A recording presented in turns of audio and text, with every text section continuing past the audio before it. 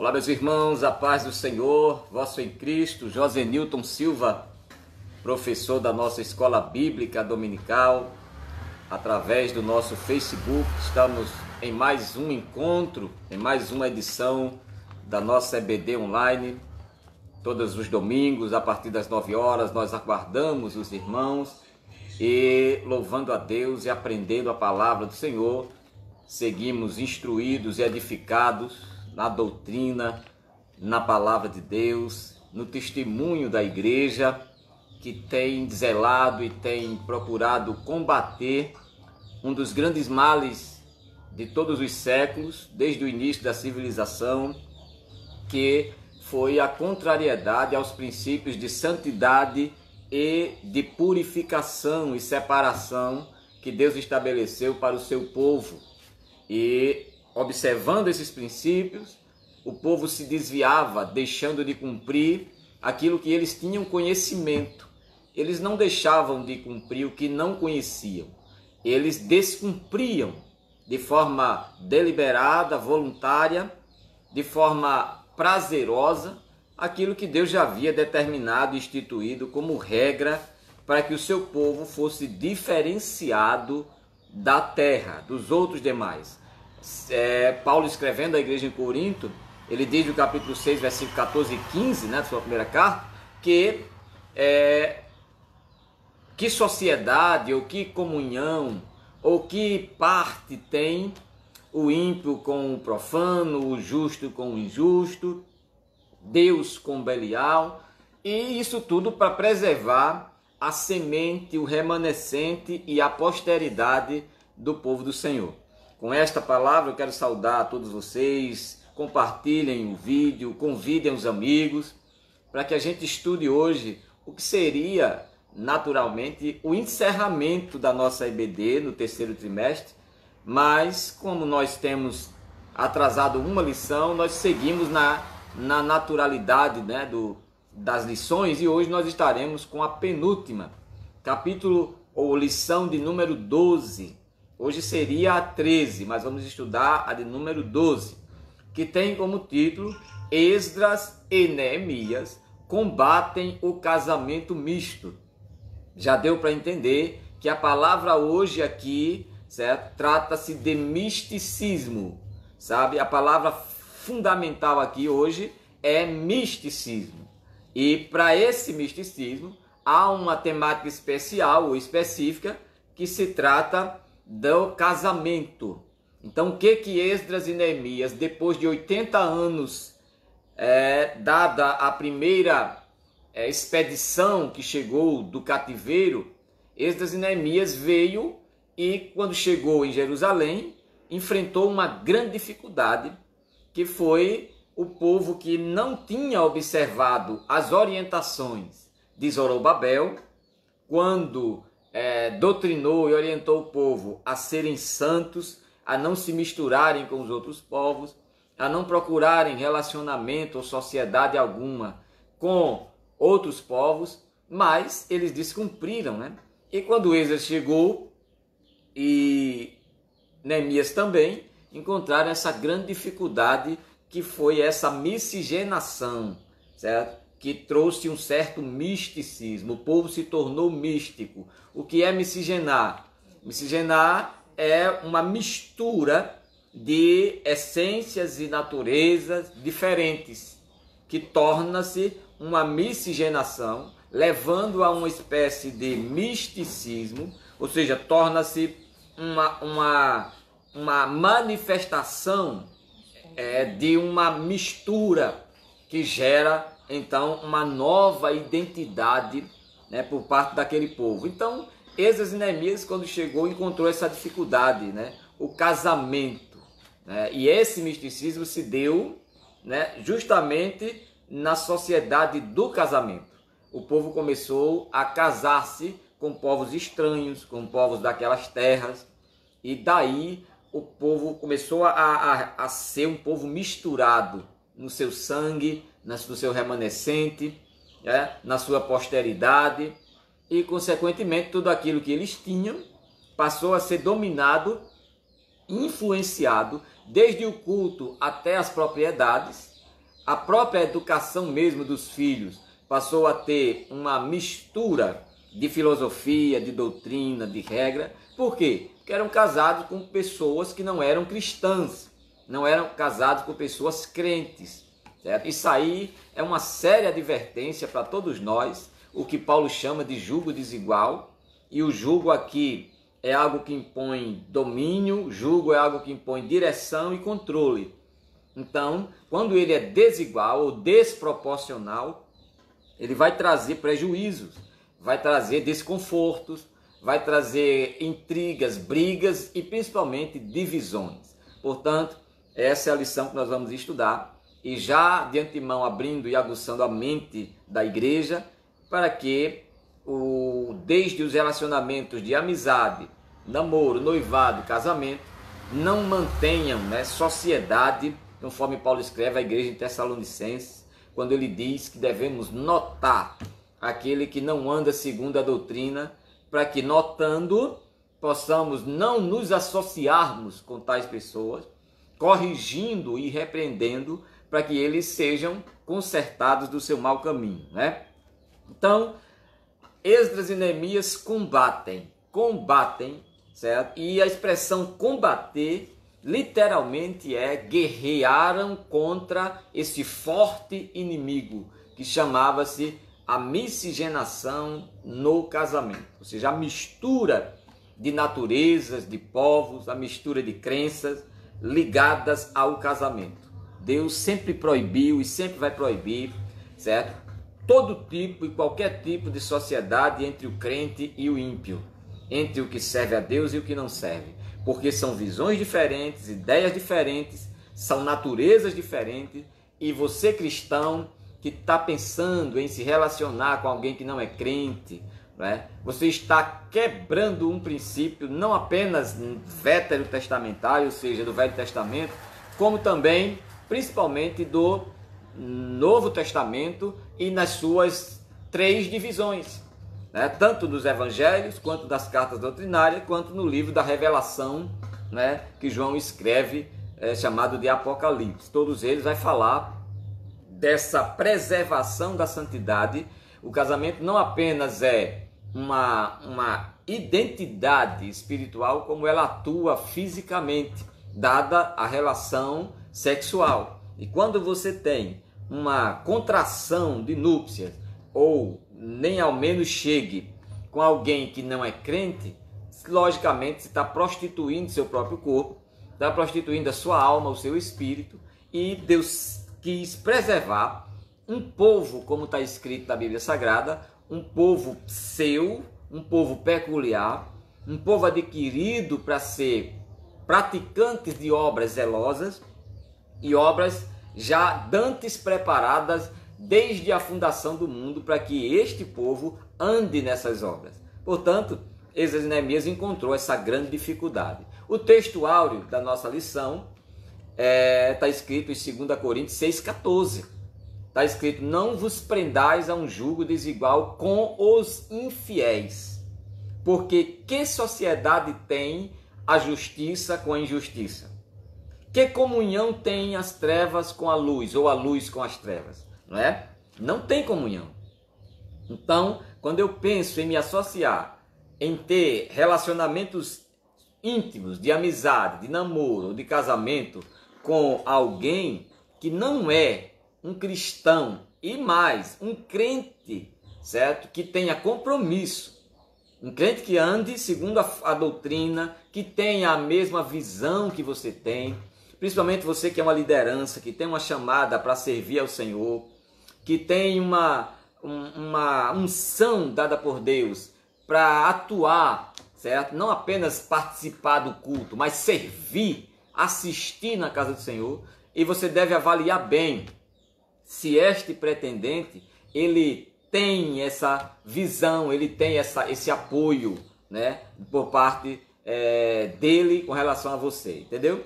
Então o texto áureo é esse, 2 Coríntios 6,14, mostrando que o justo, o fiel, o crente, ele não tem nem sociedade, nem tem comunhão com o mundo ou com as pessoas do mundo, com os infiéis, porque isso seria se prender, se acorrentar, tá? Se condenar a um jugo desigual, a um jugo, certo? Ou seja, a um domínio severo, a um domínio descontrolado, certo? E desesperador, e leva até o que estava caminhando se desviar, né, do caminho do Senhor. Portanto, se alguém chegar para você e perguntar: meu irmão, minha irmã, o que você acha de um crente namorar com uma pessoa que não é crente?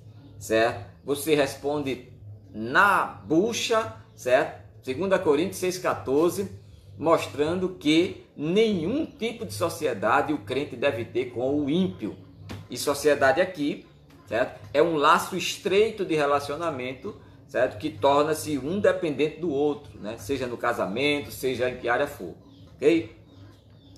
A verdade prática, o lar foi instituído por Deus para ser uma bênção, certo? Desde que seja observada a orientação divina na sua formação, ok? Então, o lar, e aí não confunda lar com casa.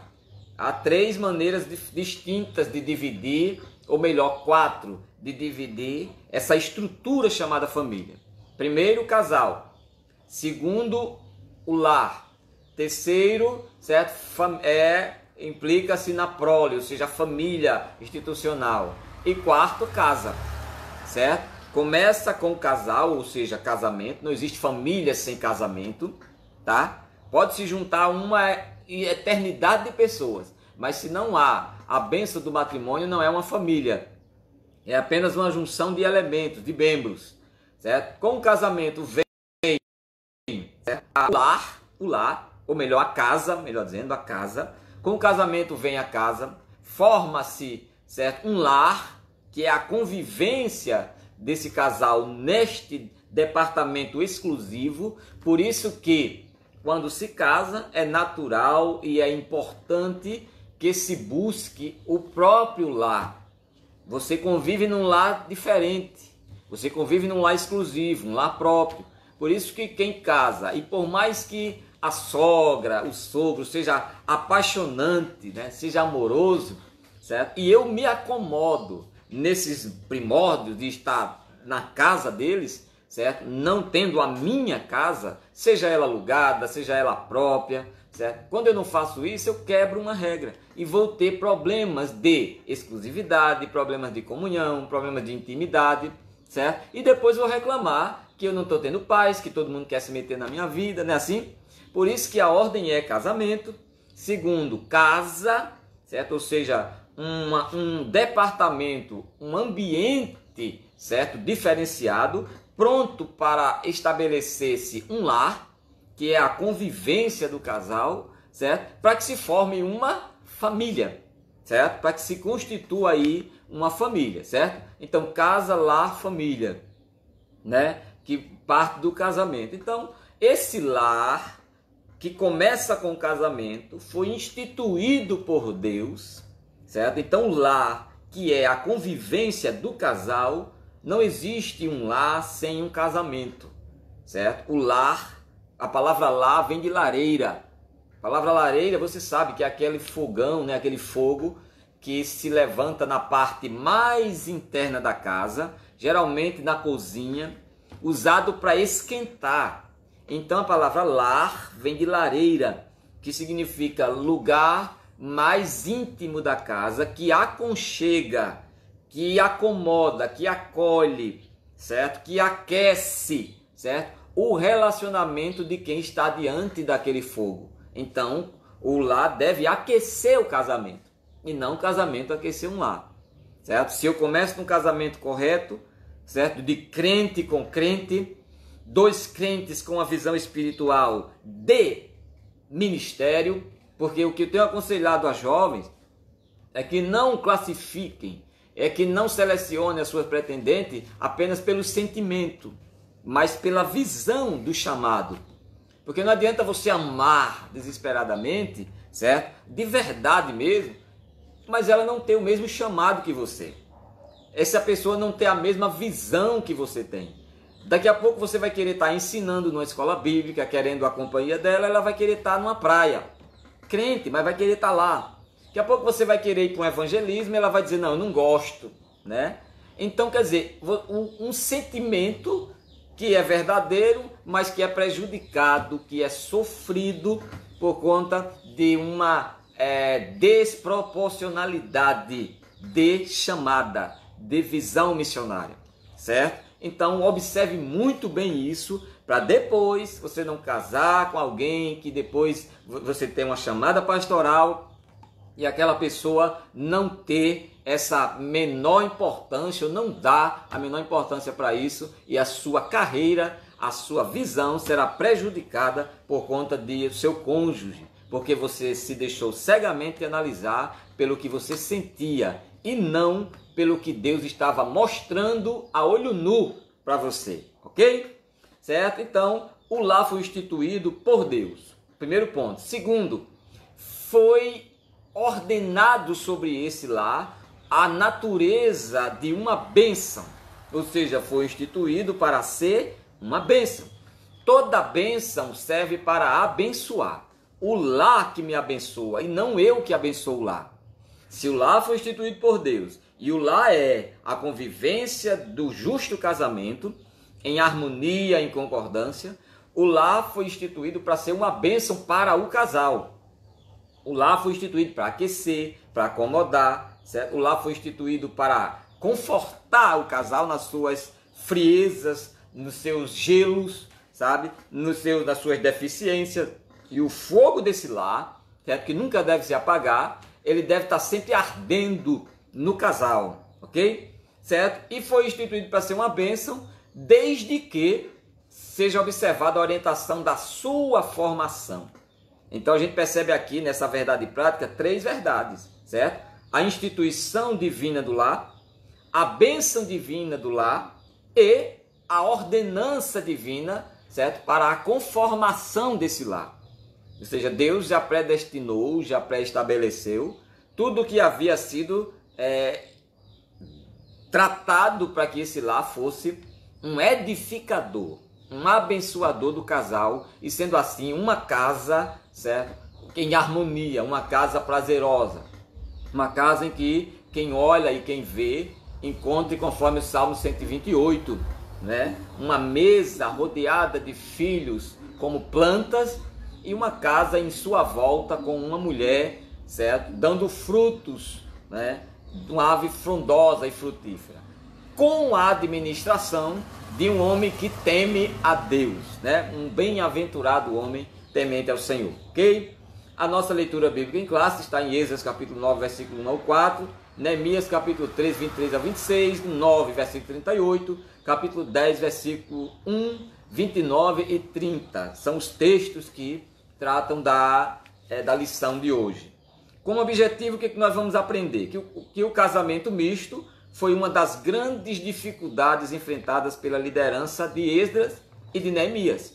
Justamente os dois que vieram tratar das duas identidades que relacionavam Israel com relação aos outros povos, diferenciando-o, certo, de qualquer nação, que era a lei que Esdras veio ensinar, e os muros, que era a identidade social do povo, que diferenciava aquele povo de qualquer outra nação, sabe? Porque as suas vestes eram diferentes, o seu comportamento era diferente, os seus ideais de relacionamento eram todos preservados em uma coisa chamada de descendência. Israel não podia buscar pessoas fora da sua descendência. Por isso que havia aí então, certo? Uma permissividade de um relacionamento não de irmão com irmã, não de pai com filho, não de primo com prima, mas com posteridades mais além, que se encontravam em tempos diferentes e iam buscar nas suas terras pessoas da sua própria linhagem para ter e gerar descendente, e assim o sangue hebreu nunca ser disseminado de forma diferente, certo? Com essa participação do povo desobedecendo essa regra e tendo sociedade com outros povos que não eram crentes, o sangue hebreu começou a ser manchado, começou a nascer hebreu com povos de outras nações. Samaria foram os que entraram por esse caminho, certo? Trouxeram o que diga Acabe, né? Acabe trouxe Jezabel para ser sua esposa, certo? Uma idólatra, uma prostituta, uma mulher satânica, feiticeira. Então, Acabe como israelita não podia nunca se prender a um jugo desse. E a palavra que Paulo usa para não se prendais a um jugo desigual, no literal grego, é não se acorrente, certo? A uma prisão. Ou seja, nós mesmos nos acorrentamos. Não é o cônjuge errado que vai me prender.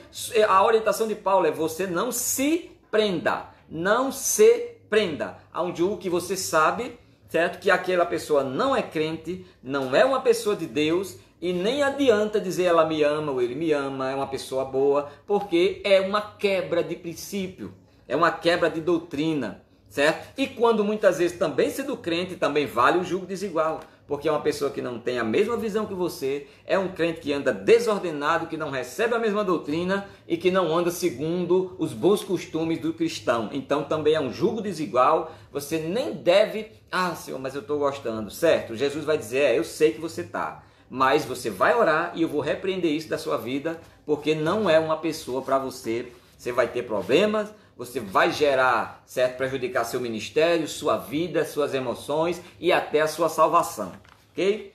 Então, vamos ver que Esdras e Neemias enfrentou essa dificuldade, certo? Anos mais tarde, certo? Ele chega em Jerusalém e encontra um povo como? O Zorobabel trouxe, certo, aquela primeira leva de pessoas, instruiu o povo, construiu o templo, mas o povo deixou a natureza do templo e foi se envolver com outros povos estranhos. Quando Neemias e Esdras chegam, encontra esse grande problema em Jerusalém, que foi a mistura de povos. E aí, povos que uma vez agora misturado com o povo de Deus, se achou-se no direito, certo, de intervir nos cultos, na lei, na sociedade, nos filhos. Por quê? Porque agora eram parte daquele povo, né? Eram sangue do sangue, ok? Então isso gerou um conflito muito grande, mas Esdras não deixou de combater, certo? Esse problema que existia nesse processo da liderança de Zorobabel, que começou a existir depois disso, essas dificuldades enfrentadas pela liderança de Neemias e Esdras na restauração de Jerusalém, né? Nós vamos ver aqui que essas consequências desse casamento misto, né, desse casamento errado, certo, trouxeram para a nação de Israel. E por fim, nós vamos ver à luz do Novo Testamento o que a Bíblia trata desse questionamento sobre o casamento misto, né? O que é um casamento misto? É um casamento misturado. A palavra misto vem de misturado, certo? Ou seja, vem de uma coisa de uma natureza diferente misturada com outra, certo? E Deus nunca trabalhou com essas coisas chamadas de mistura. Deus sempre trabalhou com separação, santidade. Deus sempre trabalhou com privacidade, exclusividade. É tanto que Deus ele sempre vai tratar-nos como um povo seu. Jesus, até na eternidade, diz: eu virei e tomarei vocês para mim.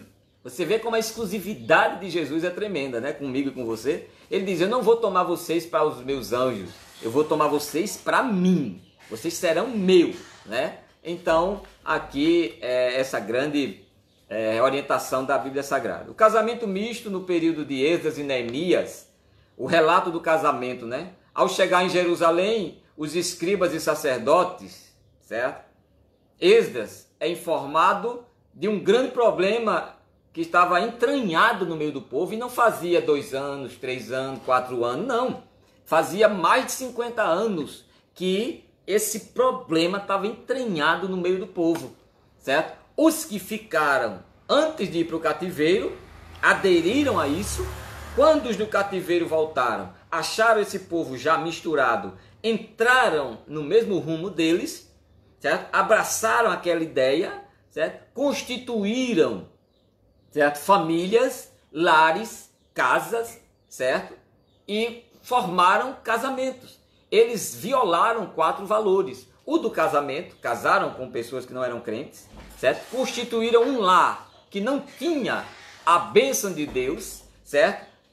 Vivenciaram uma casa ou ergueram tendas, certo? Que não tinha a conformidade da doutrina para a evidência de um verdadeiro lar cristão, certo? E com isso formaram famílias, quarto lugar, certo? Que não tinha a bênção de Deus, não tinha a aliança de Deus. Pelo contrário, tinha o juízo, tinha a ira de Deus, tinha, certo? A ordenação, certo?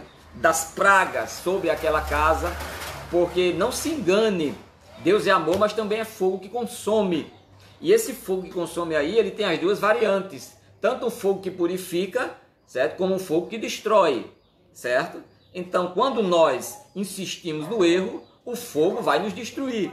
Quando nós nos arrependemos do erro, o fogo vai nos purificar, certo? Então, o que foi que disseram? Chegaram os príncipes dizendo: o povo de Israel tomou para si suas filhas. Eles disseram: o povo de Israel e os sacerdotes, tanto a igreja como os pastores, certo? E os músicos também, os diáconos, os levitas, certo? O que foi que eles fizeram? Eles não se têm separado dos povos destas terras. Foi essa a declaração que deram para os líderes Esdras e Neemias.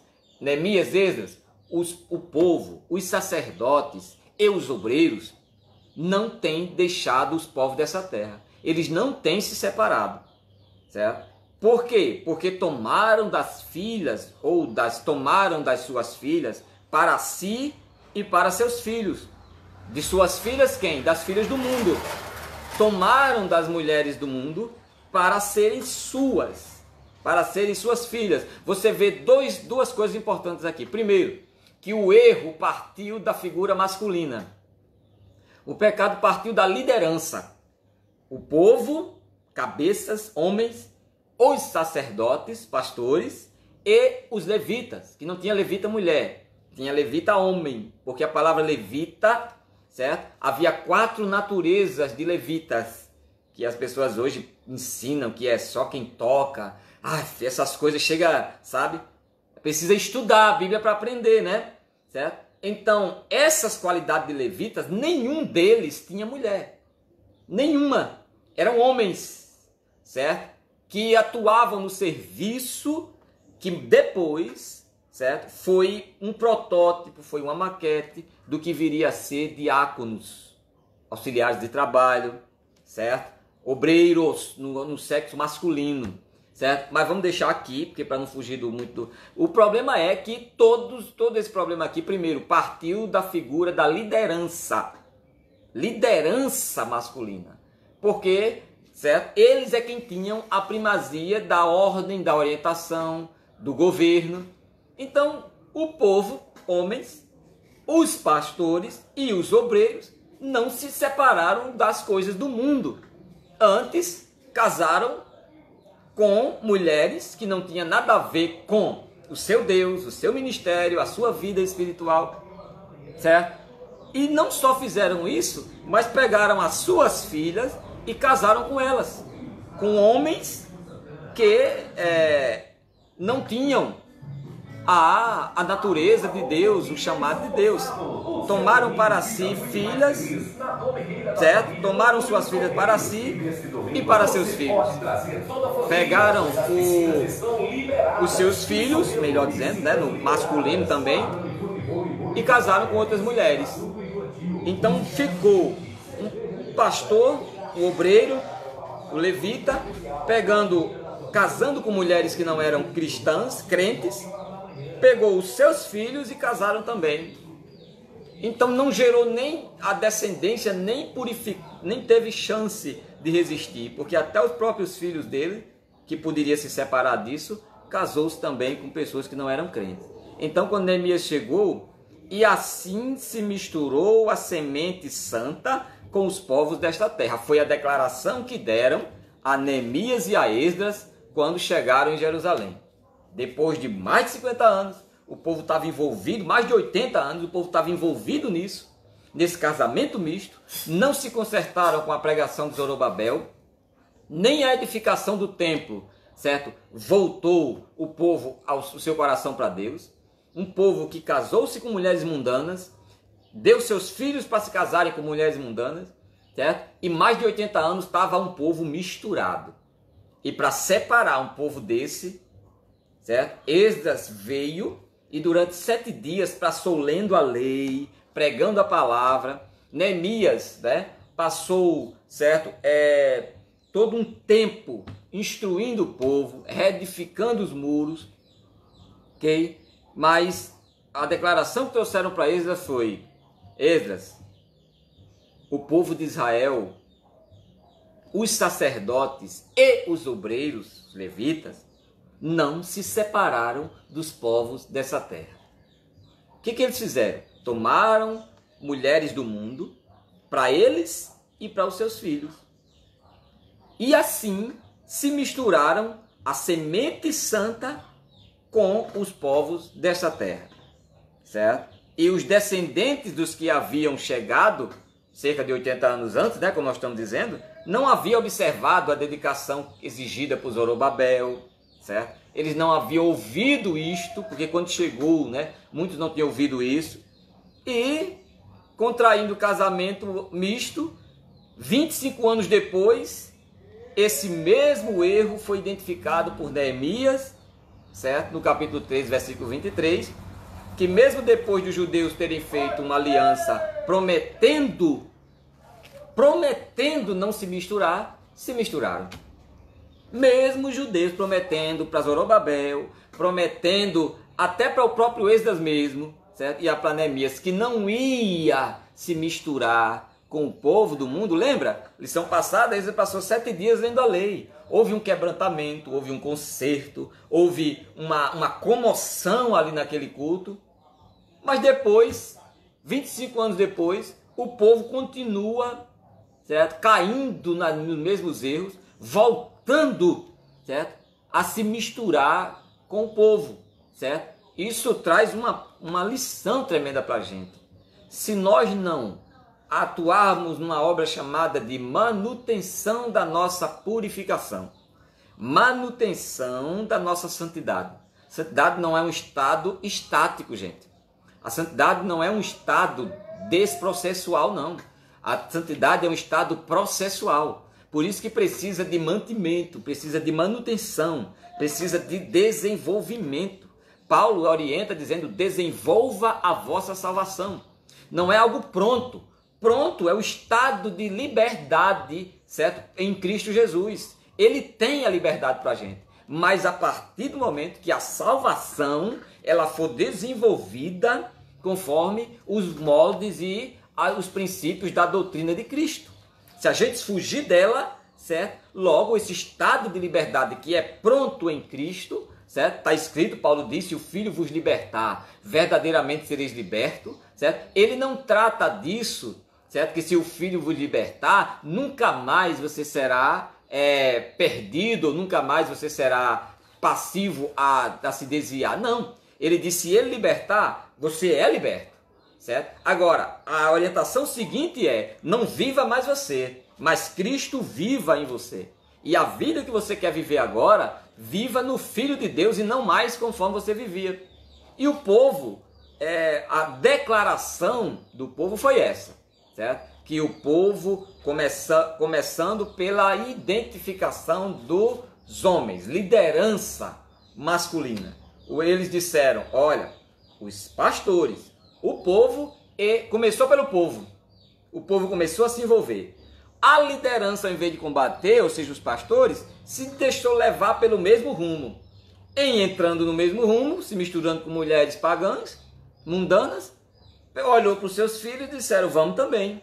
Casaram eles e constituíram alianças, contratos e constituíram descendência. Certo? Aí imagine para misturar um povo desse, para desmistificar.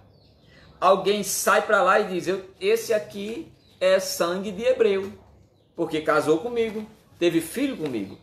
E isso para a figura divina, para Deus, era abominável, gente. Deus sempre tirou um povo para ser separado.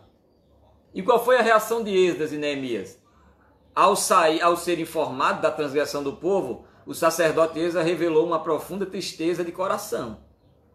Não seria diferente, né? Que foi evidenciada ao rasgar as suas vestes e arrancar os próprios cabelos de sua barba. Irmão, as vestes e a barba para um hebreu eram os dois associados a barba e a veste. Eram os dois elementos simbólicos de honra. Para um homem rasgar suas vestes era sinal de humilhação e de confrontação a uma insatisfação que estava sendo vivida. Quando chegava a rasgar as vestes, Caifás rasgou as suas vestes na frente de Jesus, porque ele se mostrava insatisfeito e humilhado perante aquela cena. E tantos reis que fizeram isso. Esdras, quando ouviu essa declaração, que o povo... Agora pense comigo, quem trouxe essa declaração para Esdras não estava envolvida nisso. Quem trouxe essa declaração para Esdras foi um daqueles crentes que tinha chamada e que estava honrando sua chamada e disse: Esdras, tu vai enfrentar um problema grande aqui. Qual é? O povo não se arrependeu, não. O povo continuou casando com pessoas que não eram crentes, trazendo para dentro da igreja. E em vez de quem estava trazendo ficar, levava para fora. Levava para fora. E Esdras, quando ouviu isso, que os pastores, o povo e os obreiros, todos estavam envolvidos com casamentos mistos, porque essa é a nossa lição, Esdras rasga as suas vestes como atitude de insatisfação, protesto e humilhação. E o mais triste disso tudo, Esdras rasga e arranca os cabelos de sua barba. Você imagina o que foi aquela cena, né? Não era um pelinho que ele puxava, a barba do hebreu era grande. E era honra um hebreu ter barba. Era muito honroso. Isso trazia a identidade de um rabino. Isso trazia a identidade de um mestre, de alguém experiente, porque barba não nasce da noite para o dia. Para uma barba ficar, um oriental, um médio oriental, ter uma barba daquele jeito, passava tempo. E Esdras puxou da barba e arrancou, gente. Mostrando a ira, a humilhação e a vergonha que ele estava sentindo por força de um protesto e de insatisfação pelo que o povo tinha feito. Aí você imagina um escriba, um sacerdote, um pastor que Esdras era, certo? Sangue de pastor, olhou para a sua classe pastoral, certo? E viu ele se casando com pessoas que não eram crentes, abrindo mão do ministério, abrindo mão da sua própria esposa, porque para ser um sacerdote precisava ser casado. Para ser um sacerdote na época, precisava ser casado. E se ele está dizendo que a declaração era os sacerdotes tomaram mulher para si, significa que os sacerdotes abandonaram o seu casamento original e se casaram com outras mulheres. Como não podia existir um casamento legal fora do casamento original, foi o que eles fizeram? Trouxeram mulheres para dentro de sua casa, certo? E tiveram sociedade entre uma mulher crente e uma mulher que não era crente. E ficou esse pastor no meio das duas. Porque ele nem ia deixar aquela, porque senão ele era apedrejado, e também não queria deixar a do mundo. Então ficava como?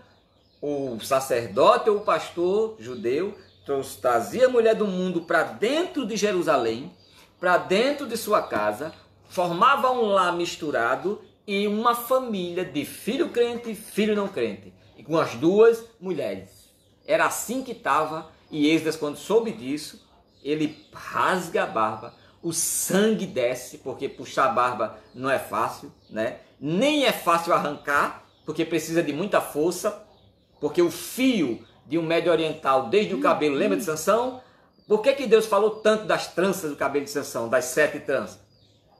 Porque o cabelo, o pelo capilar de um médio oriental, ele é muito diferente, ele é como que fosse um fio resistente, sabe? Ele tem uma genética diferente, certo? Talvez pelo clima de lá, a própria genética é muito diferente, por isso que eles preservavam tanto pela barba, certo? Por isso que quando guerreiros, certo? Iam enfrentar outros, muitos puxavam pela barba, porque era um tipo de corrente que se tinha, não se arrancava fácil. Mas Esdras arrancou a sua barba quando soube que o povo estava casando com mulheres que não eram crentes. O casamento misto, gente, é abominável. Não é um costume reprovado. É uma lei imposta por Deus para não ter esse tipo de associação. não quer casar com pessoa que não é crente, abandone a fé, deixe a fé, largue o cristianismo e aí viva do jeito que você quer. Agora, não tente vivenciar um cristianismo com um tipo de misticismo envolvido, querendo dar jeitinho para satisfazer uma condição emocional. Porque o juízo de Deus, certo? Ele é severo, certo? Ele é iminente.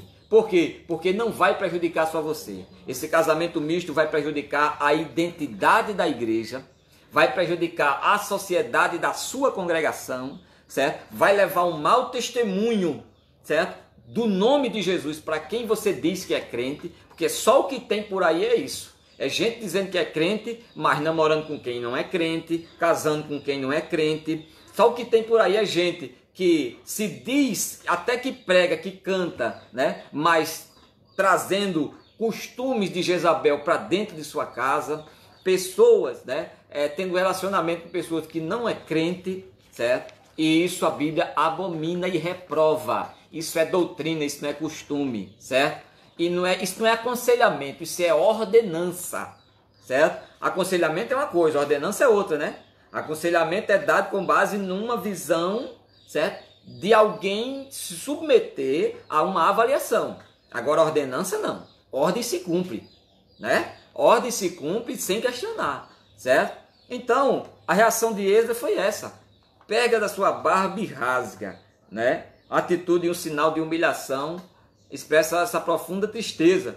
E a sua oração sincera nos proporciona uma boa perspectiva sobre o pecado cometido pelo povo. Porque Esdras, primeiro, ele diz que o pecado era grave. Ele confessa que o pecado não era simples, era grave. Não, mas foi só isso aqui, Deus não vai levar muito em conta. Amanhã eu me arrependo. Não, Esdras diz, Senhor, o pecado do povo é grave. Segundo, ninguém peca sem enfrentar ou sem afetar os outros. Ele estava dizendo, Senhor, o pecado do povo é tão grave que não prejudicou só eles, prejudicou a congregação, as famílias tradicionais, a identidade institucional da família, certo? A ordem oriental e original, certo? Do lar, certo? A primazia e a essência na pureza do casamento, certo? E a constituição virginal da família. Então ele estava dizendo que afetou tudo isso. A nação foi prejudicada com isso, certo? E diante disso, ele ainda diz mais, certo? Que também se identificava com o erro do povo, apesar que não se tinha esposa pagã. Ninguém peca sem afetar os outros. Que ele também se identificava com o erro do povo, apesar de que não tinha esposa pagã. Olha o que Esdras fez. Esdras não tinha feito nada do que aquele povo tinha feito. Mas Esdras não se isentou da culpa do pecado deles. Esdras não disse, Senhor, olha, só eu sou santo, eu não misturei com isso, eu não tenho nada a ver, o Senhor se resolva com ele, não. Na oração de Esdras, ele se incluiu no processo do juízo e não da culpa. Entenda. Esdras se incluiu, não se isentou e nem se exclusivizou, certo? Da questão de dizer eu não tenho parte nisso. Ele não tinha parte naquilo, ele não tinha comunhão com aquilo, mas ele, como um bom líder, ele disse, Senhor, o juízo eu não me isento dele. Eu não me excluo do teu juízo sobre esse povo. Isso foi a oração de Esdras, certo? E se esse homem que não tinha nada a ver orava assim, por que o povo, né? Como é que deveria orar então, né? Aí é que devia trazer sobre si o juízo mesmo, né? Certo? E aí então, como nós estamos vendo aqui, nessas reações dele, ele se identificava, mesmo não tendo tomado esposa pagã, certo? E em quarto lugar, que o amor de Deus e a sua misericórdia tinham salvação à nação, tinham salvo, né? A nação quando esta não tinha feito nada para merecer. E por fim, Esdras traz a memória de Deus, que Deus tirou aquele povo de Babilônia sem ter feito nada para aquele povo merecer. Sem o povo estar fazendo nada, mas Deus tirou. Era Esdras dizendo, Senhor, se tu tiraste o teu povo de dentro de um cativeiro, tendo tudo para destruí-lo, antes mesmo de levar para lá, mas o Senhor tirou daqui, levou para lá, preservou durante 70 anos, trouxe para cá, E tu és o mesmo Deus. Tu podes perdoar o pecado desse povo. Tu podes purificar esse povo. Esdras trouxe no final da sua oração, lembrando a misericórdia, lembrando a bondade de Deus, certo? No meio do seu povo, né? Dizendo que igualmente ele podia agir naquela hora com relação àquele povo, mesmo sem ele merecer. Neemias, em seus dias, igualmente reagiu de forma incisiva. E Neemias, o texto diz, e eu contendi com eles, os amaldiçoei, certo? Os espanquei alguns deles, e lhes arranquei os cabelos, e fiz jurar a Deus. Olha aí como foi severo, né? Olha o que Neemias fez diante do pecado do povo. Neemias contendeu com eles, discutiu severamente. Neemias amaldiçoou aquele povo por ter tomado esse tipo de atitude. Ele espancou alguns dos povos, gente. Olha o juízo como foi físico. Olha a disciplina como foi severa. É claro que para hoje não vai ter isso. Mas era a cultura, era a lei da época. Neemias, para preservar a santidade do povo, era capaz até de matar, gente. Samuel que o diga. Quanto Samuel matou para preservar a santidade do povo? Porque não obedeceu a Deus, né? E além de contender, amaldiçoar, já era tremendo isso, né? Ele ainda espancou alguns deles. Alguns dos homens, dos pastores, dos levitas, que estavam atuando e, mais do que isso, ensinando outros que era possível, que pode, que aqui é possível, que não tinha nada demais, que pode ser assim, que a igreja sou eu, certo? Que quem manda na minha vida sou eu, certo? Que pastor nenhum manda em mim, certo? E estava levando outros a fazerem isso, certo? O que importa é você ser feliz, o que importa é você casar e ter a sua família, não ligue para que ninguém diz, esse povo quer ser mais santo do que o outro, certo? E aí foi nessa onda, os outros disseram é mesmo, certo? Você está dando certo, né? Eu vejo que você está uma pessoa feliz, está dando certo, e foi no mesmo rumo, né? Certo? E aí é o que muita gente tem feito, doutrina de Jezabel no meio da igreja, doutrina de Balaão no meio da igreja, certo? Se vende, se corrompe, certo? Aqui esse negócio de solteiro, isso não existe não, certo? Procura logo um, não tem aqui, tem muitos aí fora, certo? Esses crentes tudo quadrados, só quer saber de igreja, procura alguém lá fora. Olha o que deu, Neemias pegou aqui, pegou alguns deles e espancou, certo? Bateu mesmo, sabe? Certo? E, quarto lugar, arrancou os cabelos de muitos deles. Arrancou os cabelos, isso fala de honra, viu? Certo? O cabelo quando é na barba é honra, o cabelo quando é na cabeça é unção. Você sabe o que foi que ele fez? Pegou dos cabelos de um sacerdote e arrancou. Isso a unção de Deus já não é mais sobre a sua vida, certo? A honra que todos olhavam e olhavam para aquela barba e dizia, é um pastor, é um sacerdote, é um líder, já não mais existia. Neemias, a punição de Neemias foi mais severa. Neemias arrancou os cabelos de alguns deles, certo? E outra, no final, depois de contender, amaldiçoar, certo? Espancar, arrancar os cabelos de algum deles, Neemias diz, agora faça aliança com Deus. E fez jurar por Deus. E os fiz jurar por Deus. Ou seja, depois de Neemias, certo? Operar os quatro juízos sobre eles, disse, agora se arrependa e volte para os caminhos do Senhor. Neemias podia dizer assim, se arrependa, né? Tá tudo bem, esquece isso. Mas Neemias não fez isso não, viu? Neemias pegou, contendeu com eles, lançou o seu pecado na sua fronte, certo? Combateu isso, depois amaldiçoou aquela vida, espancou, arrancou os cabelos e depois disse, agora se ajoelhe e se converta. Agora se ajoelhe e se arrependa. Certo? Depois de todo mundo ver ele sangrando, a maldição sobre ele, certo? Depois de ver os seus cabelos arrancados, ninguém mais o respeitava como pastor. Agora você quer ser um obreiro? Agora você quer ser um homem de Deus? Suporte o processo de espera. Porque todo mundo vai esperar o seu cabelo crescer, sua barba crescer, as suas feridas suplantarem, a bênção voltar para você, para que todos olhem e te respeitem, se Deus tem ainda algo contigo nesse sentido. Isso é profundo. Cuidado com sociedade mista, gente. Cuidado com esse relacionamento. Isso não só trata-se de casamento. Isso trata-se de amizade. Tanta gente perdendo a coroa por causa de amizades. Tanta gente perdendo a salvação por causa de amizades. Ah, mas está dentro da igreja, tá. Mas já perdeu a coroa da vida, perdeu a salvação, perdeu a unção, sabe? Perdeu a comunhão com Deus. Está dentro da igreja, tá. Mas já perdeu tudo isso. Por quê? Porque lá fora é de sociedade com amizades que não é crente. É de aconchego amoroso, de paqueras com pessoas que não é crente. Certo? É de coisas com pessoas que não têm a mesma santidade. E está dentro da igreja porque é a estratégia do inimigo. Mas está escrito que o injusto não prevalece na congregação do justo. Cedo ou tarde, ele se revela. Ele se mostra, gente. Certo? E esse casamento misto, essa mulher que se trouxe para dentro de Jerusalém, ela mesmo, certo? Ela não tratou de arrancar ele de Jerusalém. Não. Ela trouxe o que era dela para dentro. Foi assim que Jezabel fez. Jezabel trouxe os postes ídolos. Jezabel podia dizer: Acabe, vamos embora daqui, né? Com o tempo, vamos embora, vamos deixar essa congregação. Vamos para o mundo. Isso aqui não parece com a gente, não. Você tem muito para dar, você é jovem. Essa coisa de igreja, domingo, não, vamos curtir a vida.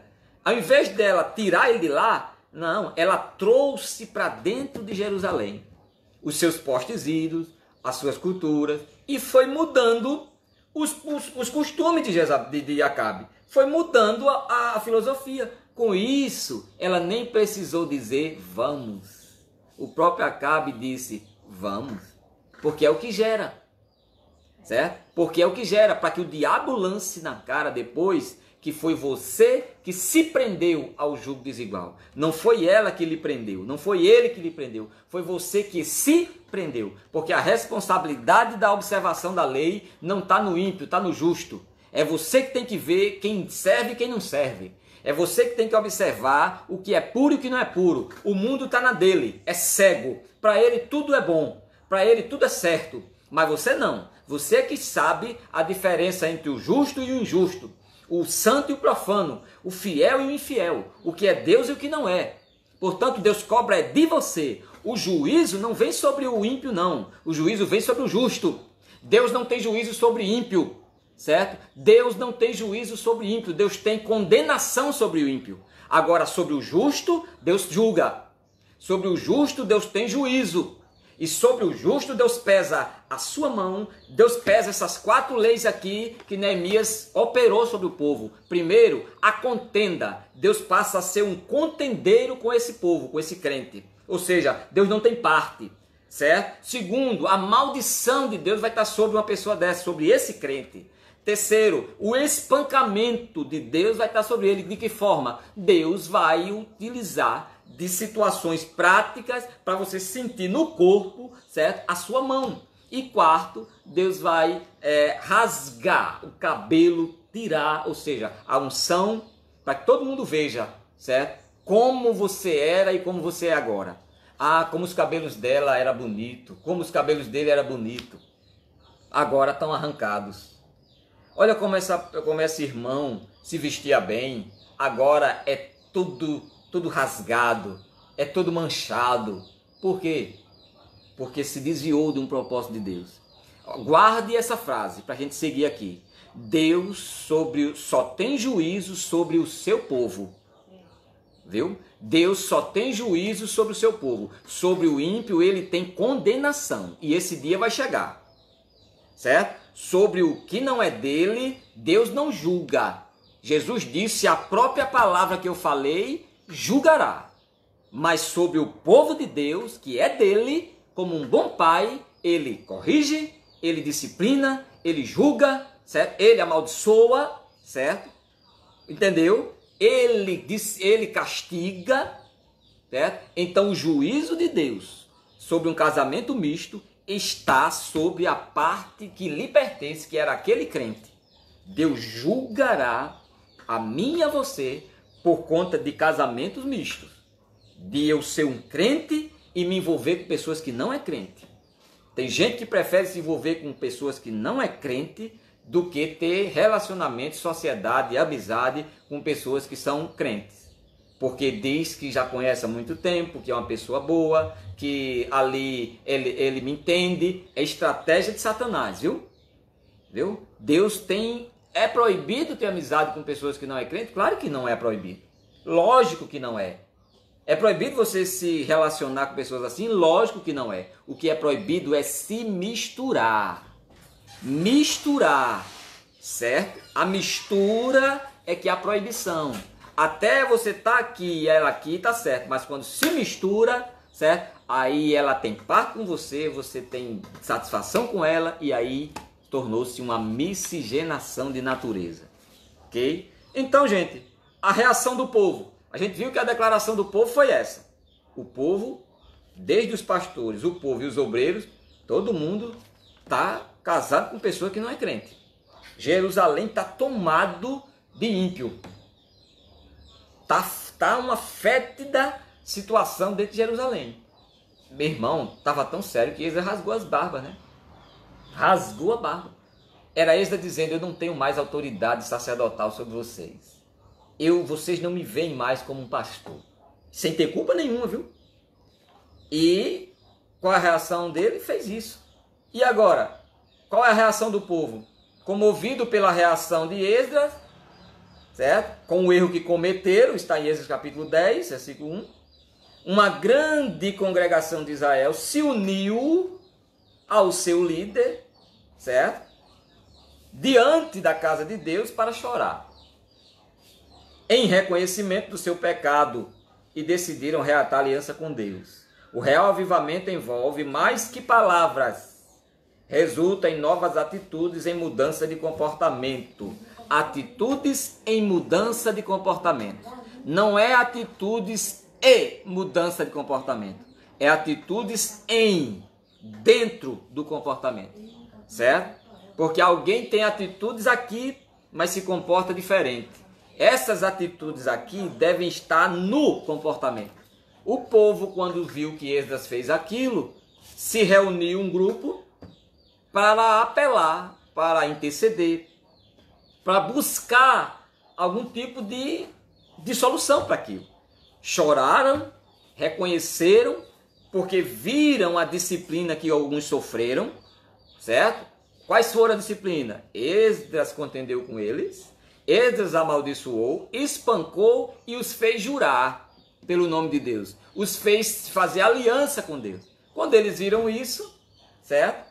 Se comoveram com aquilo, se reuniu um grupo diante da casa de Deus e se dispuseram a reatar a sua aliança com Deus, reconhecendo seu erro, reconhecendo seu pecado, certo?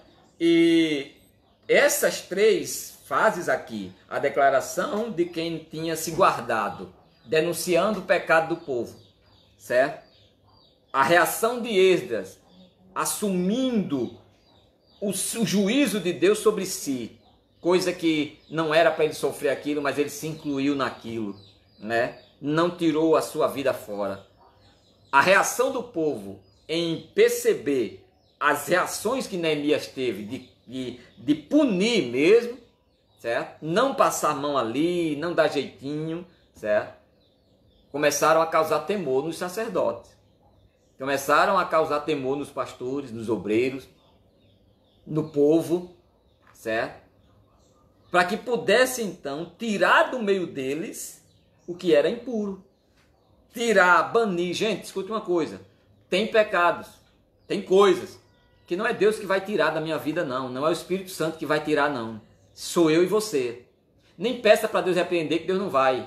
Quem tem que tirar é você. E outra coisa, nem é fato de repreensão. É fato de você tomar atitude e mandar embora. Tem coisas na vida que não é você repreender em você. É você tirar do seu meio. Certo? Porque ela não vai sair com repreensão. Ela vai sair com mudança de atitude. Ela vai sair com mudança de comportamento. Ela vai embora. Por exemplo, o orgulho.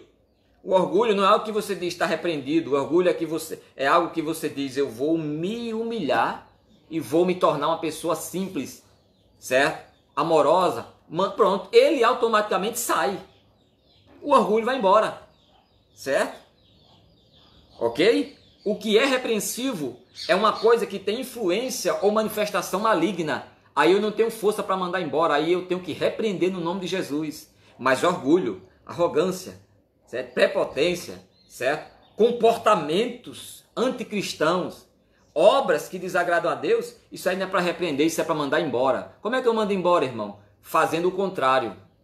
Quando você deixa de fazer aquilo, aquilo vai embora, certo? Se você tem aquele tipo de comportamento e você deixa de fazer, aquilo vai embora. Quando você se ocupa em fazer o que é justo, o que é injusto vai sair. Tem coisas que não é o Espírito Santo que vai repreender, certo? E nem tampouco é para repreensão, é para você mandar embora. Manda embora esse orgulho, essa arrogância, certo? Manda embora, certo? Porque enquanto você não fizer isso, não há o nome de Jesus para repreender, não há o Espírito Santo para repreender, não há nada, certo? Porque Deus está dizendo, mande isso ir embora. Tire do meio de vós. Sair do meio deles, diz a Bíblia, né? Certo? Então, o perigo do casamento misto. Primeiro é a quebra do mandamento divino. Quando um crente casa com quem não é crente, certo? Isso torna-se um casamento misto, certo? O misticismo da linhagem sanguínea. Mas também tem a miscigenação, certo?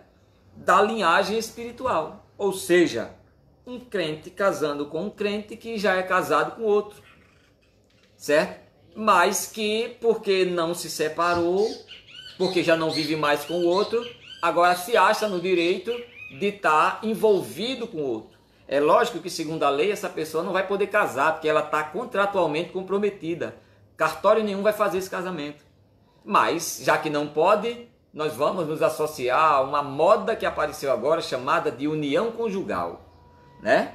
Alguém arranjou um jeitinho de, não tendo divórcio, se juntar com outro e ficar ali. Passou certo tempo, a lei, certo? Por envelhecimento, por caduquice, né, do primeiro contrato, ela anula e dá você por casado. Isso é miscigenação, viu?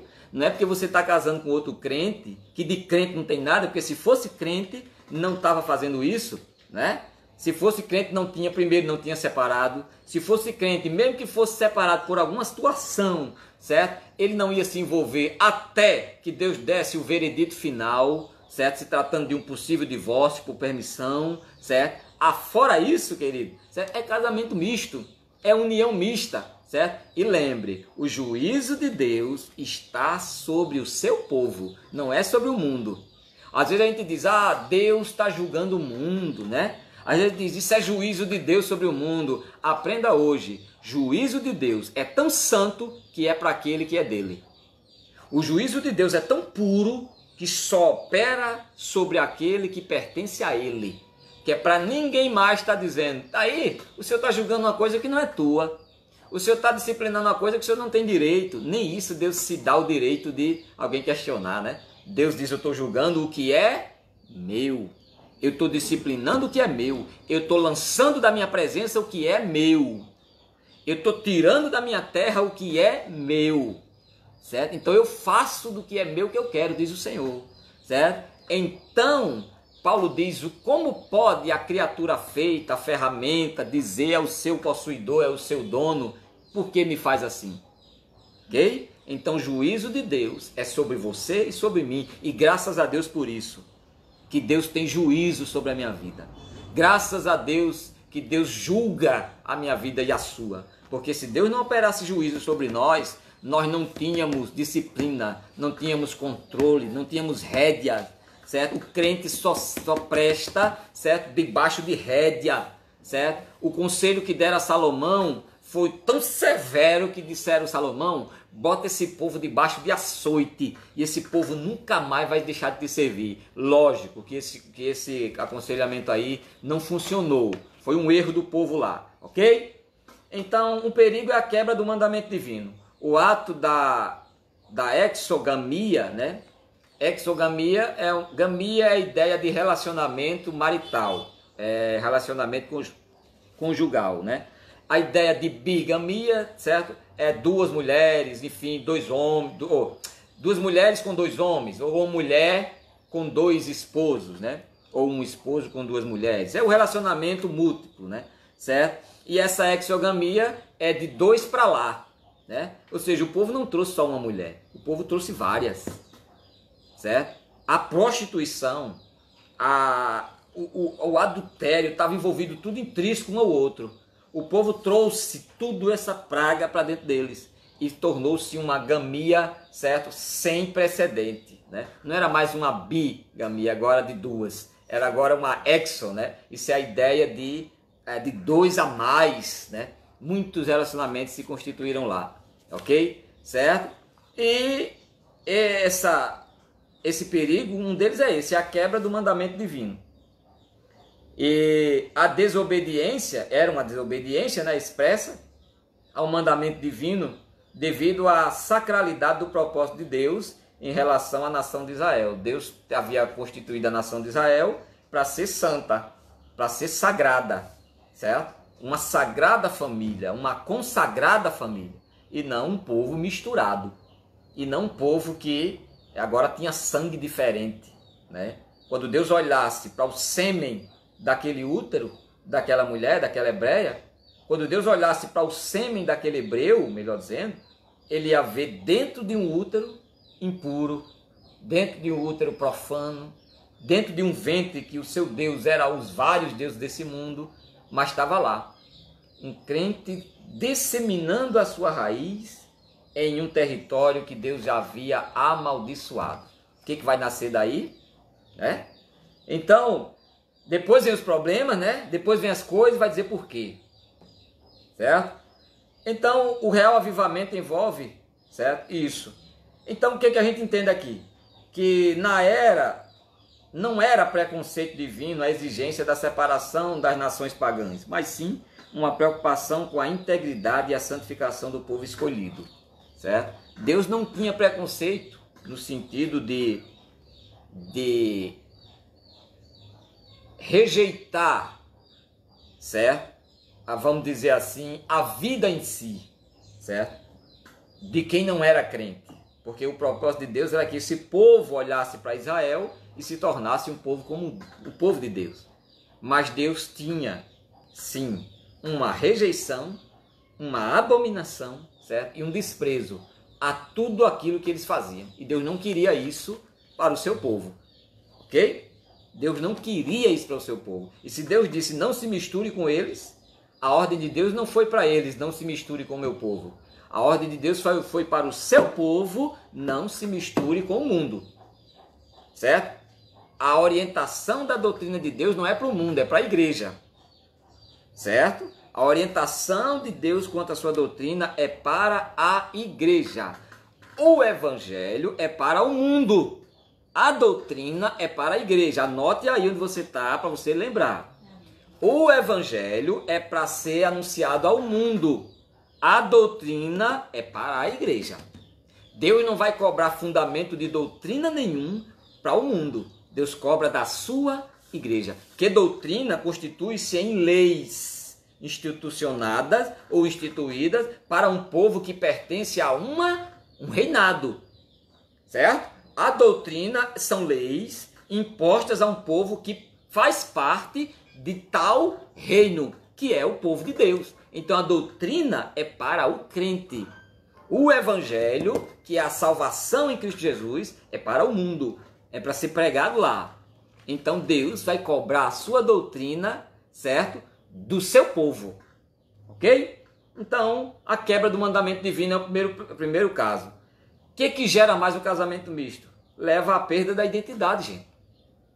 Leva à perda da identidade. Você pode se chamar crente como você quiser, mas casou-se misturadamente, perde a identidade. Quem olha para você vai dizer, não, aquele ali de crente não tem não. Até o ímpio vai olhar dizendo, não pode. Até o próprio ímpio vai olhar dizendo, como é que pode? Casou com uma pessoa. Ele é crente? É, mas está casado com uma pessoa que não é crente. E pode isso na igreja dos crentes? Aí a identidade já fica manchada, certo? O jugo desigual trouxe para os filhos de Israel, na época de Neemias, uma perda da identidade. Justamente o que Neemias veio restaurar no povo foi a identidade retratada pelos muros, os muros de Jerusalém. E o povo perdeu justamente a identidade. casando com pessoas, trazendo para dentro dos muros, certo? Pessoas que não eram crentes. E aí eles não conseguiram mais falar na sua própria língua. Olha o que gerou. Claro, o povo hebreu que falava aramaico, em maior parte deles, trouxeram povos dos persas, dos medo-persas, dos egípcios, de tudo que é linhagem, para dentro deles. Linguagens que eles não entendiam. Então ninguém conseguia falar mais na linguagem original. Ninguém. Os egípcios não entendiam os hebreus, os persas não entendiam, certo, a linguagem aramaica, e começou aquela confusão de ninguém entendia mais o que ninguém falava. Se comunicava apenas por satisfação sexual, certo? Era só para isso, certo? E os cultos que se prestavam eram confusos, né? Até que houve essa grande identidade, ou seja, ninguém conseguia mais falar na sua própria língua. Sabe o que é isso? Você que está pensando em casar com uma pessoa que não é crente, você pode ficar certo. Não pense que dentro de sua casa vai ser pregado o evangelho, não. Não pense que dentro da sua casa vai ser lido Bíblia, não. Porque a sua própria linguagem que você tinha antes, ela vai se perder. Porque é uma quebra de princípio divino e é uma perda de identidade, certo? Não pense que você vai estar mais vestido bem como aquele crente que você era, aquele obreiro. Não, porque essa criatura vai te fazer se vestir de uma forma profana. Não pense que você vai ter mais aquele gosto de estar na casa do Senhor. Vamos, certo? E ela vai porque não vai, que é uma quebra de princípio, certo? Ela vai até te tirar de lá. Quando você estiver sob o domínio, o diabo vai usar para que você não se vista mais como aquele obreiro, não tenha mais autoridade de um obreiro, não tenha mais identidade social de um crente. Quando as pessoas olharem para você, vai dizer, esse rapaz aí era um crente, esse homem aí era uma bênção. Eu lembro quando ele falava, até o jeito de falar dele está diferente. Ele está falando igual a mulher dele. Claro, a mulher dele que não era crente, que ele foi buscar, certo? Trouxe a maldição, trouxe o escárnio, trouxe a desolação e trouxe a condenação para dentro de sua casa. E aí, se não bastasse, além de queda coice, o juízo divino está sobre quem? Sobre ela? Ou sobre ele que não é crente? Não, está sobre ele que é crente. Está sobre ela que é crente. O juízo de Deus, certo? Trazendo primeiro a permissão da atuação do diabo no meio da sua casa, no meio da parentela, certo? Então, qual é o terceiro grande perigo do casamento misto? Conduz à apostasia. Apostatar é você desprezar, é você abandonar por livre e deliberada escolha aquilo que você tinha. Se alguém apostata de alguma coisa, é porque alguém tinha. E o casamento misto, o Senhor Deus advertiu a nação quanto ao perigo do casamento misto, ou seja, da união conjugal com outros povos. No entanto, os filhos de Israel não guardaram este mandamento como Deus havia advertido. Esses casamentos conduziram os israelitas a uma apostasia. Conduziram os povos de Deus a abandonar sua fé e escolher os seus sentimentos, seus relacionamentos e seus ideais. Abandonaram a fé. O rei Acabe, como nós citamos, foi prova disso, certo? Abandonou a sua fé, substituiu o culto a Jeová pela adoração a Baal, né? E ainda incorreu no erro, certo? De que intentou matar todos os profetas do Senhor, certo? Não só se matou envolvido num casamento desse, como quis matar todos os outros, levando outros à morte, né? Literalmente falando, Acabe procurou fazer isso. Por quê? Por indução daquela mulher, certo? Então, obreiro, certo? Servos de Deus. Quando Neemias chega em Jerusalém, a declaração foi essa: Neemias, está acontecendo sério um grande erro na igreja. Qual é? O povo, os pastores e os obreiros, todos eles estão buscando casar com pessoas do mundo, se relacionar com pessoas mundanas, certo? Foi essa a declaração. Então, o perigo do casamento misto, dentre muitos, esses três a gente cita aqui, né? Primeiro é uma quebra da aliança divina, do mandamento divino. Segundo, é uma perda da identidade cristã. E terceiro, é uma apostasia, né? Leva ao crente a abandonar a sua fé. Não é converter o outro, não. É abandonar a sua fé, certo? E o casamento misto, um julgo desigual, respondendo a alguns questionamentos, por exemplo, o que significa, à luz do texto de 2 Coríntios 6,14, pode-se definir o casamento misto como um julgo desigual, certo? A comunhão ou relacionamento íntimo por parte de um crente e um incrédulo, seja através do casamento ou amizade, seja no casamento ou amizade, certo? Se buscou um tipo de sociedade que interliga contratualmente, certo? Em intimidade, certo? Isso torna-se uma miscigenação de natureza, mistura de natureza. E Deus não queria isso para o seu povo, nem para a amizade. Nem amizade Deus não queria isso do seu povo. Não tenham amizades com ímpios. Não tenham amizades com pessoas que não são crentes. As amizades de vocês, certo? Por isso que Deus preza tanto por amizade, a ponto de chamar Abraão de seu amigo, certo? A ponto de olhar e dizer, eu já não vos chamo de servo, certo? Mas vos chamo de amigo, certo? Porque Deus preza tanto por essa identidade de amigo, que amigo é aquele que é comparado por Deus mais chegado do que um irmão. Amigo é depósito de segredo, amigo é recipiente de confissões, amigo, certo? É compartimento de comunhão de projetos, de planejamento. E o que eu tenho a ver com amizades mundanas?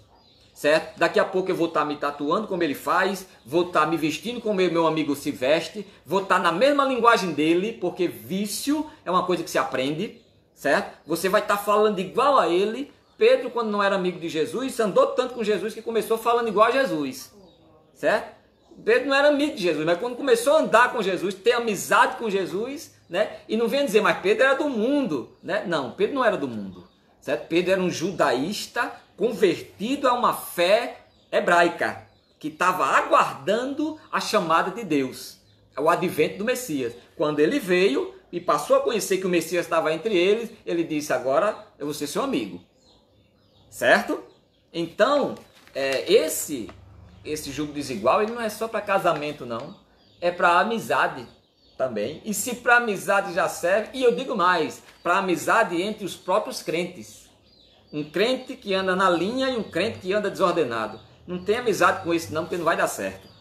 Certo? Se associe com crentes que tenham visão espiritual, que tenham sensibilidade espiritual. Eu torno a dizer, certo? Paulo escreve à igreja de Tessalônica e diz, note o irmão que anda desordenado. E faça 3 coisas. Não se misture com ele, certo? Corrija-o, certo? E não o tenha como inimigo. Pronto. Foi o que Paulo disse. E João chega a dizer que se tal pessoa não receber a mesma doutrina que você, nem com ele se sente para comer. Nem vá para a banca de açaí, nem vá para restaurante, nem se assente não. Porque os assuntos vão te levar a apostatar, a perder a identidade e a quebrar o princípio divino. Cuidado, porque isso é lei. Princípio divino não se brinca com ele, certo? Então, julgo desigual, ou seja, é um tipo de domínio, certo? Que não é compatível. Quando o domínio é compatível, você vai dominar seu esposo vai lhe dominar. Quando o juízo é igual, o julgo, você vai dominar sua namorada crente, sua namorada crente domina você. Tudo dentro de um julgo igual. Tudo dentro de um domínio coerente, de um domínio saudável, certo? Se você tem amizades com crentes, você vai dominar o seu amigo crente vai dominar você. Como? Um controlando o outro, no sentido de, opa, daqui a gente não passa. O outro diz também, daqui a gente não passa. Um diz, opa, Deus é assim. O outro também diz, é verdade, Deus é assim. Certo? É Deus entre vocês. É o que torna o peso, igual. Certo? Se aqui for desigual, Deus não está mais aqui no peso. Certo? Deus não está mais no limiar. Deus não está mais naquilo que dá o equilíbrio. Certo? Porque tornou-se uma coisa desigual. Aí um vai dominar o outro. E perdeu o controle totalmente. Certo? Então, outro questionamento, né? É compatível com a vida cristã? Né? esse julgo desigual? O casamento dentro do ideal de Deus deve ser de acordo com os critérios que ele estabeleceu. Gente, casamento não é juiz que determina como tem que ser. Casamento não é padre nem pastor que diz como tem que ser. Deus já disse como é o casamento. Deus já instituiu, já legalizou.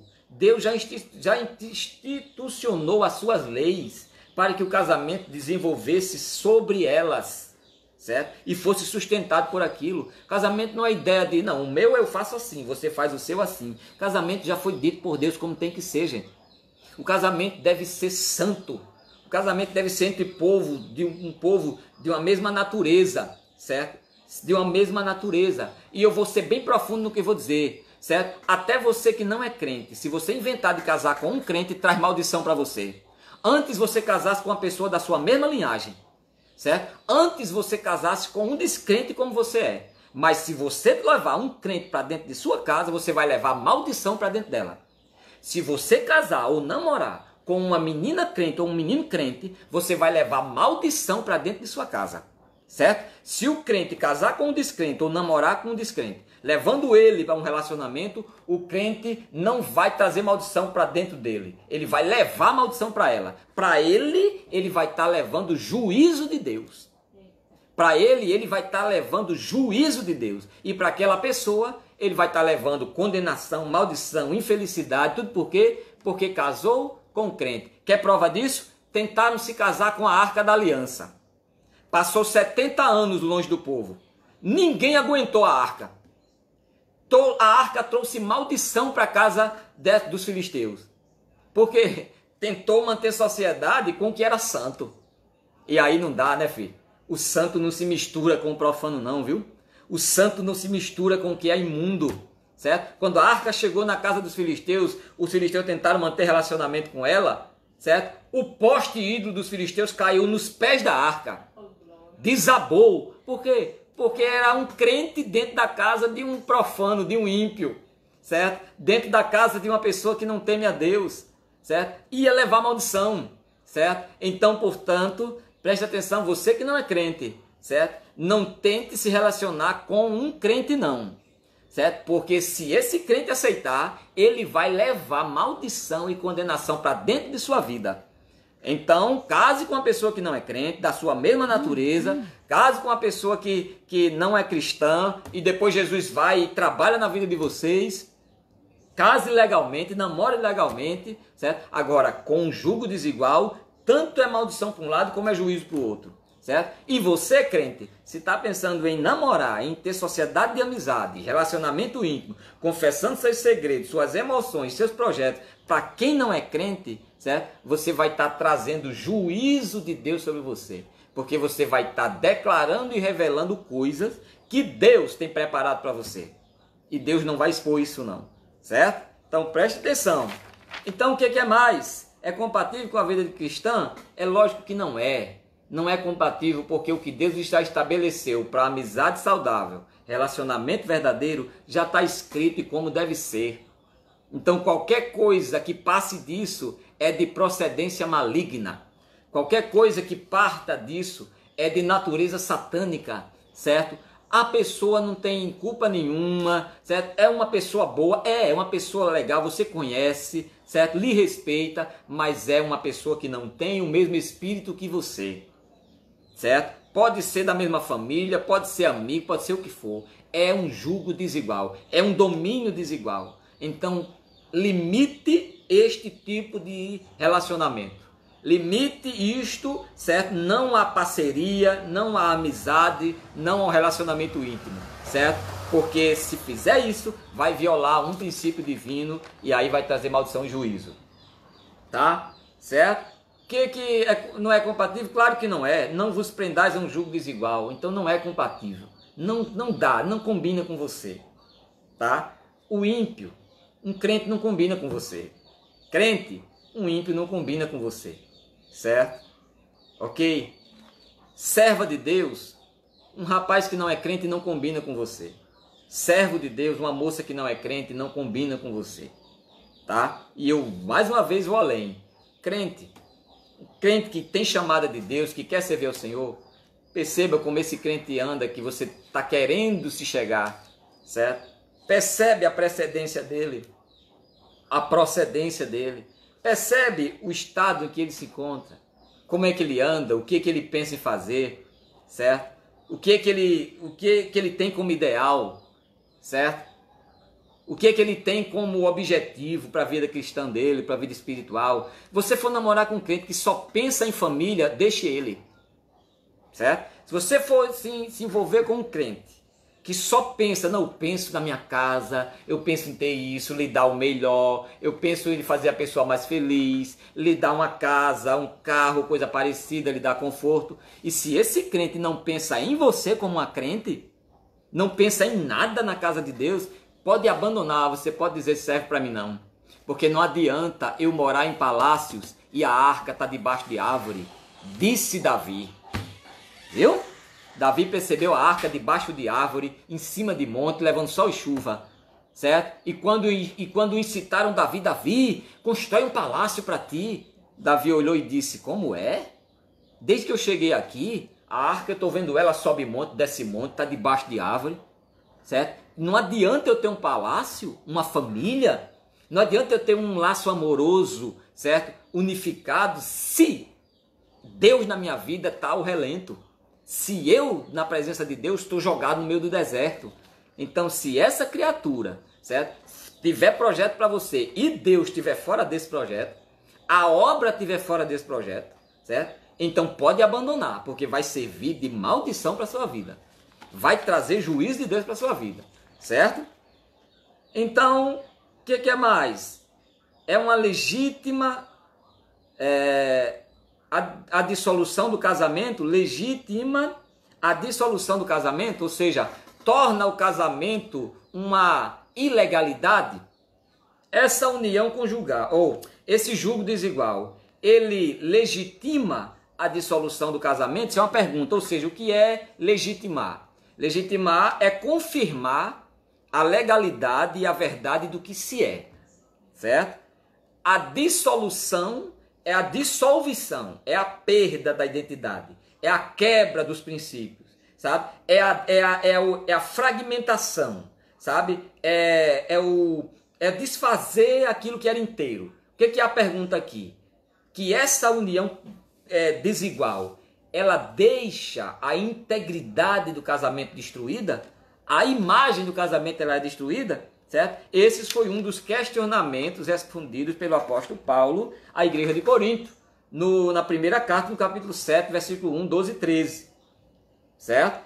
É um ato de desobediência um cristão casar-se com incrédulo. Mas, se a pessoa se torna cristã depois de ter se casado legitimamente, ela não pode usar esse acontecimento como base para separação. Entendeu aí o que Paulo ensinou? Quando disseram, Paulo, eu me casar com uma pessoa que não é crente, vai desmistificar o casamento? O casamento vai perder a sua natureza, a sua graça, certo? Sua verdade? O que Paulo entendeu? Primeiro que é um ato de desobediência se casar com uma pessoa que não é crente. Ponto. Está em desobediência. Mas, casou. Se a pessoa cristã, depois de ter casado, certo? Ela, depois dela ter se casado legitimamente, legalmente, certo? A outra era solteira, o outro é solteiro, casaram dentro de uns padrões do casamento, porque casamento não ficou só para crente, casamento ficou para o ser, para a sociedade. Se ela, depois que vocês casaram, certo? Foram casados legitimamente. E o que é legitimamente aqui? Aqui, entenda que essa palavra legitimamente aqui está dentro do princípio para a oficialização de um casamento e não para o comportamento de um casamento, certo? A oficialização se dá entre duas pessoas solteiras, certo? Para Deus não é só suficiente a felicidade e a presença de Deus. Para Deus é o suficiente duas pessoas solteiras crentes. Mas o que Paulo está respondendo aqui é uma questão legítima do casamento em si. Se eram solteiras, casaram-se, e agora, certo? Ela depois de casar, certo? O casei, né? Agora eu vou me separar? Paulo está dizendo que um ato de desobediência é um cristão casar-se com um incrédulo, certo? Mas se a pessoa se torna cristã depois de ter casado, certo? Legitimamente, ela não pode usar desse acontecimento para usar de separação, certo? Para usar de separação. Ah, agora eu casei, certo? Agora eu sou um crente, por exemplo, mas minha esposa não é. Eu tenho que desfazer esse casamento? Lógico que não. De jeito nenhum, certo? Ok? 2 crentes se casam, certo? 2 descrentes. Um se converte. Ah, e agora eu me converti, agora eu vou ter que deixar a minha esposa porque ela não é crente. Isso não é verdade, viu? De jeito nenhum. Casamento, certo? Não trata-se assim. Pelo contrário, aí você vai, certo? Com base nisso aí, lutar pelo seu casamento. Lutar pelo seu casamento. E se chegou você crente e casou com uma descrente, certo? E agora viu, né, que errou, mas se está legitimamente casado, não se separe não. Não se separe não. Agora suporte, certo? O jugo, suporte o processo, certo? Porque o casamento foi dado legalmente. Vocês casaram, eram pessoas solteiras, certo? Eram pessoas que, ou legitimamente divorciadas, vamos tratar aqui, né? Já que é possível, certo? Agora não se separe não. Ai, meu Deus, foi o que eu fiz, casei com uma pessoa que não era crente, por isso que está aí, certo? Você já era crente e mesmo assim casou, certo? A legitimidade do casamento foi perfeita, não houve erro aí, certo? Na legitimidade do casamento. Agora, na integridade, na perfeição do casamento, à luz da doutrina da santidade, você errou, porque casou com quem não era crente. Mas na legitimidade do casamento, o casamento está oficializado. Agora, suporte o que vem. Agora, suporte é o que vem. Tá certo? A gente encerra aqui essa lição dizendo, certo? Como deve ser a conduta do cristão, certo? Como deve ser a conduta do cônjuge cristão.